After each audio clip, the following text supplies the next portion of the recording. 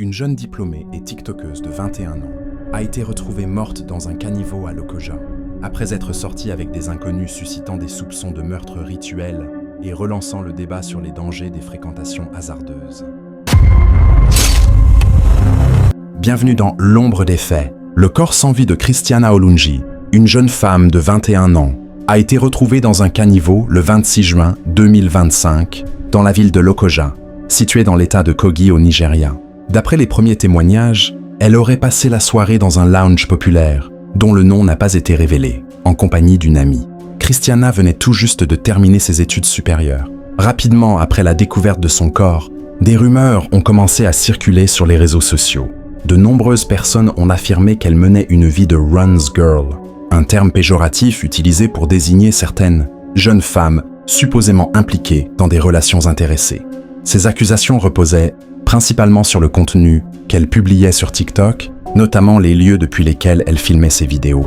Une de ses amies aurait même confirmé ses soupçons dans une note vocale, renforçant l'idée selon laquelle Christiana aurait peut-être trouvé la mort dans le cadre d'une de ses sorties.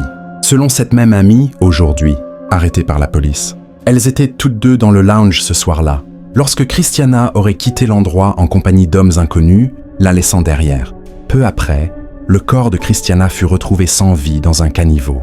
Les forces de l'ordre ont confirmé qu'une arrestation avait été effectuée dans le cadre de l'enquête, mais sans préciser le nombre de personnes interpellées ni leur identité. L'ami arrêté coopérerait avec la police pour faire avancer les investigations. Certains affirment que la jeune femme aurait été attirée par le luxe et la vie facile. D'autres s'interrogent sur le fait qu'elle ait suivi des inconnus sans hésitation. Une attitude jugée risquée et inconsciente, malheureusement courante chez certaines jeunes filles séduites par les apparences. Les hypothèses les plus sombres évoquent même un possible rituel, certains estimant qu'elle aurait été utilisée à des fins mystiques par les hommes qu'elle a suivis. En effet, comment expliquer qu'après être partie avec des inconnus, dans la nuit du 26 juin, elle a été retrouvée morte quelques heures plus tard dans un caniveau? Une autopsie a été demandée afin de déterminer les causes exactes du décès. Son corps aurait été transporté à la morgue dans l'attente des examens. Si son téléphone n'a pas été volé, il pourrait fournir des pistes importantes. Mais les criminels deviennent de plus en plus prudents, évitant désormais de garder les objets personnels de leurs victimes, afin de ne pas être traçables.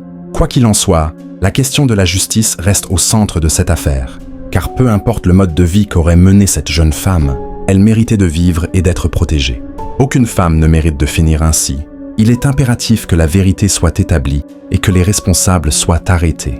N'oubliez pas de vous abonner et surtout partagez ces histoires autour de vous car ça peut sauver des vies. Merci.